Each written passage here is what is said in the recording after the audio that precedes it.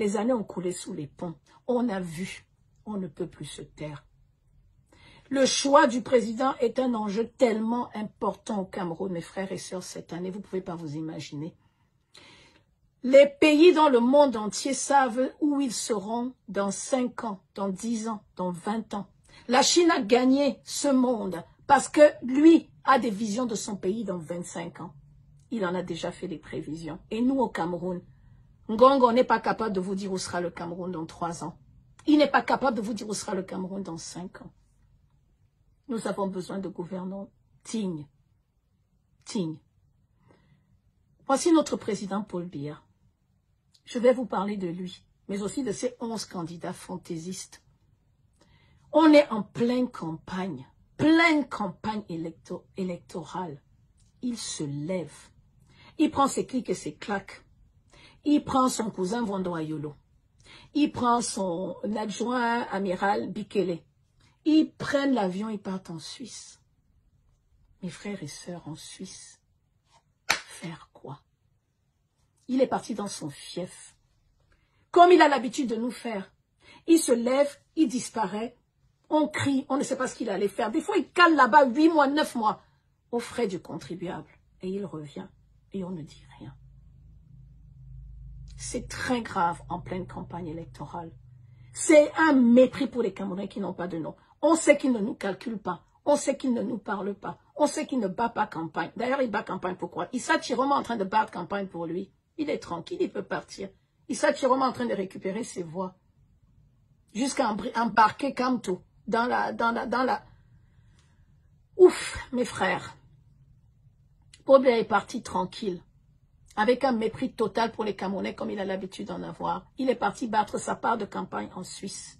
Parce que c'est en Suisse que lui va battre campagne, au lieu d'aller à Douala. Il est parti faire ce qu'on appelle une campagne de communication.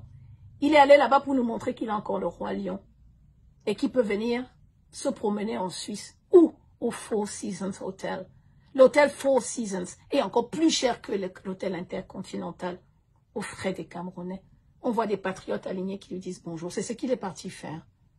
C'est ça sa campagne. Et on entend derrière les femmes boulou chanter le tribalisme. Pourquoi on n'entend pas les balafons de Manding derrière, de tout pourri? Pourquoi on n'entend pas les chants des autres clans du Cameroun? Pourquoi on n'entend pas les gens chanter la sico derrière? Parce qu'on allait distribuer des pains sardines à des femmes qui n'ont pas de dignité. Des femmes qui, chez elles, ont des femmes qui accouchent dans des dispensaires sans minima. Elles sont venues chanter Paul Biya, toujours Shoga. Voilà notre président. Ce n'est pas acceptable. Ce n'est pas tolérable. Ce mépris a assez duré à l'égard des Camerounais. Nous ne devons pas nous taire. Nous devons le dire tel qu'il est. Ce président, au lieu de parler aux Camerounais, c'est ce qu'on appelle avoir un décalage par rapport aux priorités nationales. Ses priorités au président Paul Biya, c'est de s'occuper de ses citoyens, de venir nous expliquer pourquoi il y a la cherté de la vie au Cameroun, pourquoi on a du chômage, pourquoi on a de l'insécurité, et pourquoi on va avoir affaire à de sérieuses tensions politiques bientôt. Non! Il va dans le pays de la luxure.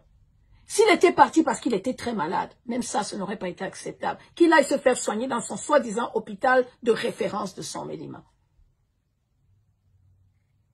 Il va en Suisse. En Suisse. Un pays où on sait aussi que les hôpitaux coûtent extrêmement cher. Les soins médicaux de prestige, voilà ce qu'ils bénéficient. Pendant que nous, on est en train de mourir au Cameroun. Avec des problèmes et des services publics déficients. Ce n'est pas normal.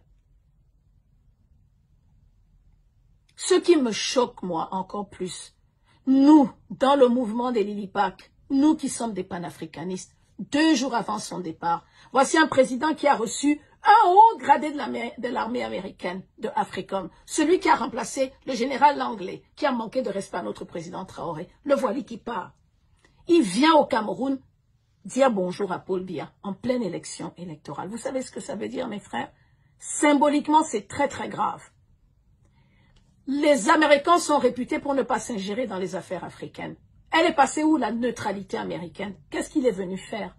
Il est venu s'ingérer. En pleine campagne, il est venu faire ce qu'on appelle légitimer le pouvoir en place. Il a fait de la légitimation indirecte au président Paul Biya. Il est venu montrer aux Camerounais que Paul Biya est un homme puissant qui est protégé par les grandes puissances américaines. Ils sont venus faire que lui et les Américains sont comme ça, comme ça. Ce sont les copos, ce sont les associés comme on dit chez nous. Ils sont assos.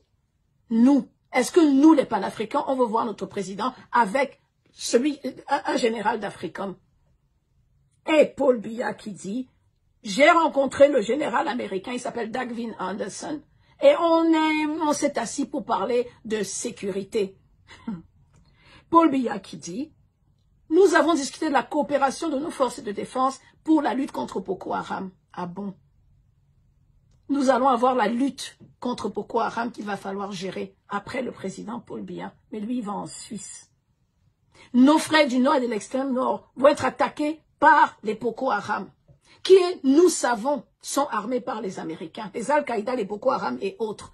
Le leader de notre mouvement a écrit un ouvrage impressionnant qui s'appelle l'impérial terrorisme pour décrire cela.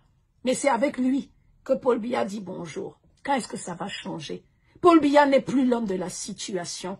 On a besoin de personnes au Cameroun qui ont une éthique, qui peuvent parler de géopolitique à l'échelle mondiale et internationale.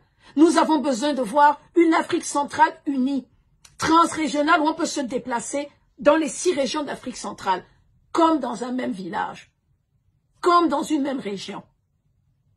Au lieu de ça, Paul Biya prend ses pieds, il va en Suisse. S'il doit parler de Boko Haram, c'est pas avec le général Africom, c'est avec Kaka Déby. Parce que toute la zone du lac Tchad, on va subir des agressions. Non, il va en Suisse. Il finit avec le gars d'Africom, il prend ses clics et ses claques, il va en Suisse. Le Cameroun a des enjeux beaucoup plus importants que cette parade que nous avons vue en Suisse. Notre président Paul Biya a l'intention de laisser un chaos au Cameroun qu'il ne pourra pas gérer. Ce n'est plus l'homme de la situation. Ce chaos, on va le vivre à tous les niveaux. Le RDPC, ils n'arrivent pas à s'entendre. L'armée, ils n'arrivent pas à s'entendre. Ses opposants de pacotille, ils n'arrivent pas à s'entendre. La guerre au Nozo, on n'a pas résolu ce problème. Le Sud va avoir des difficultés à cause du tribalisme qu'il a institué, son tribalisme d'État qu'il a instillé. Le Nord va se rebeller parce qu'on leur a dit qu'on va leur rendre le pouvoir au Nord, comme si c'était une histoire de région. Et Paul Biya, lui, va en Suisse en pleine campagne électorale se promener. Vous trouvez ça normal? Avec notre argent. Je répète, il est parti parce qu'il n'a pas de campagne à faire. Issa Chiroma s'en occupe. Issa Chiroma, voici quelqu'un qui dit qu'il est parti en prison et qu'il était malheureux en prison et qu'il est resté debout toute la nuit parce qu'il cherchait un petit pan d'air pour pouvoir respirer. Il le dit en Mondovision. Issa Chiroma, vous êtes allé en prison, vous ne pouviez pas respirer, vous êtes sorti de là. Qu'avez-vous fait pour demander au gouvernement camerounais d'améliorer les conditions carcérales? Qu'est-ce que vous avez fait? Nos prisons, ce n'est pas des prisons, ce sont des centres de torture. Qu'est-ce que vous avez fait? Vous êtes resté debout, vous ne pouviez pas respirer à cause des odeurs. Vous êtes sorti de là, vous êtes venu s'asseoir à la mangeoire pendant 20 ans. Ça ne vous a pas dérangé. Et vous voulez devenir président? De qui?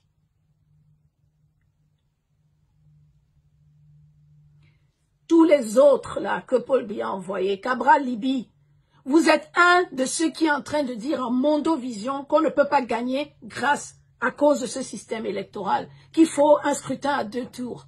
Mais qu'est-ce que vous faites? Vous demandez aux gens d'aller voter parce que vous n'êtes pas capable d'assumer. Vous êtes jeune. On peut pardonner à Maurice Kamto d'avoir été lâche. Il a 70 ans passés. Il va avoir des hauts de cœur. Il ne veut pas retourner en prison. On peut le comprendre. Vous êtes jeune. Vous ne pouvez pas vous sacrifier pour votre nation. Vous demandez aux gens d'aller voter. Je ne veux même pas parler des autres. Je ne veux même pas parler des autres. Le Cameroun a besoin d'hommes courageux pour changer cette année. Le Cameroun a besoin d'hommes dignes, des hommes qui ont des valeurs pour changer cette année.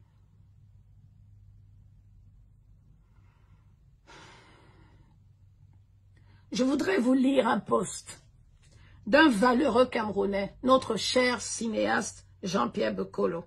Voilà, quand je lis, j'écoute, j'entends, je note, je prends des notes, je note le nom de tous ces gens qui sont des réels opposants. Parce que je vais vous dire un truc, les vrais opposants sont en prison. On a de nombreux exilés politiques qui n'ont rien, prisonniers politiques qui n'ont rien à y faire. Ils sont nombreux. Ceux que Paul Biya a mis parce qu'il voulait être président, qui sont en train de croupir en prison. Ceux qui se sont réellement opposés, qui eux, ils sont en prison alors que les autres sont en train de marcher. Les Foguet, les Biboun Isaac, les Agbe, des gens qui étaient avant-gardistes, qui se sont levés pour la nation camerounaise, qu'on a let down, ils sont en prison. Mais Chiroma ne s'inquiète pas de comment ils sont en prison. Mes frères et sœurs, moi j'ai un langage de vérité. Je ne peux pas me taire quand il s'agit de mon pays, le Cameroun. Je ne peux plus me taire. Voici notre artiste cinéaste, le brave Jean-Pierre Bekolo, qui écrit sur Issa Chiroma. Il dit clairement ici, les mensonges de Chiroma n'ont pas été que des farces. Ils ont brisé des vies. Vanessa Tchatchou, cette jeune fille à qui l'on a volé son bébé et que Chiroma a humilié publiquement. Les enfants de Ngarbou, victimes des massacres dans une guerre qui continue encore. Les faux observateurs de Transparency en 2018. Le vrai crime n'est pas seulement contre ces victimes, mais contre toute une société où le mensonge est devenu valeur éducative, un poison qui mettra des décennies à disparaître. Ce n'est pas le Lilipa qui a dit. C'est un brave Camerounais, Jean-Pierre Bekolo, qui dit. Je le lis. Voici des gens qui pourront reconstituer la société civile camerounaise. Pas des avocats condescendants qui ont le culot de dire aux gens du Nord, allez marcher derrière Chiroma. Un homme qui n'a pas de valeur. Comment des gens, ce que moi j'estime être l'élite camerounaise, peuvent dire des choses pareilles? Je lis encore des posts ce matin.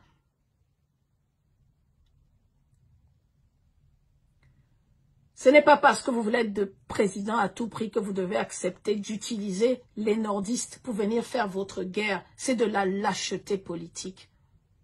C'est de la manipulation politique.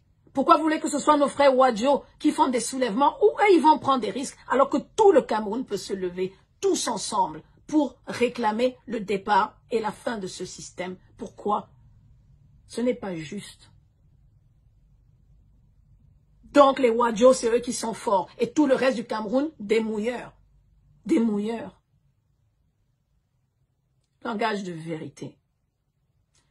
Mettons tous nos t-shirts des lions et des lions indomptables. Ce n'est pas une affaire du Nord. Ce n'est pas une affaire du Sud. Ce n'est pas une affaire de l'Ouest. Ce n'est pas une affaire d'Est. Ce n'est pas une affaire... C'est l'affaire de tous les Camerounais. Je ne pourrais pas le dire suffisamment. Nous n'allons pas céder aux guerres et aux utilisations, manipulations tribales. Nous n'allons pas utiliser ce genre de moyens. Je suis contre celui qui dit que même le diable on prend. Non. On a trop souffert au Cameroun pour nous amuser cette année. Cette année, on a besoin d'hommes dignes. Ce n'est pas les Camerounais qui manquent. Voici Jean-Pierre Bekolo qui a écrit. Il n'est pas le seul. Levons-nous courageusement.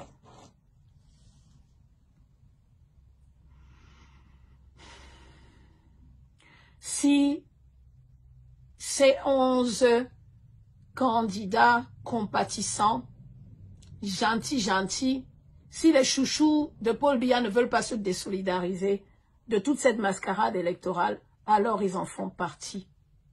On ne vote pas dans un pays sans démocratie. Voter, c'est trahir son peuple. On a perdu beaucoup de temps avec la campagne du professeur Maurice Kamto.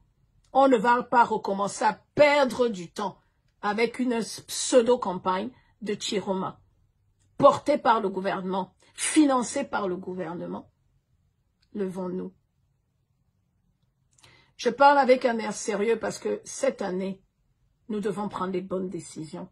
Nous ne pouvons pas rater le coche. Ne venez pas me trouver des excuses en me disant « Ah, les soulèvements là c'est bien, ils vont commencer comme ça. » Non. Non. Tous ensemble, nous allons marcher vers la mobilisation du Cameroun.